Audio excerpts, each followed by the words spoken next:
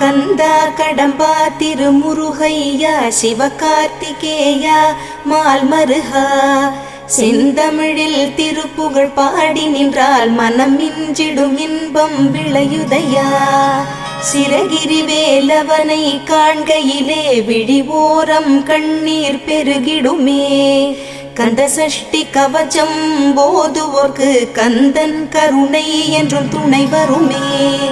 பங்குனி உத்திர நாளினிலே உனை நினைந்தே காவடி சுமந்து வந்தோம்.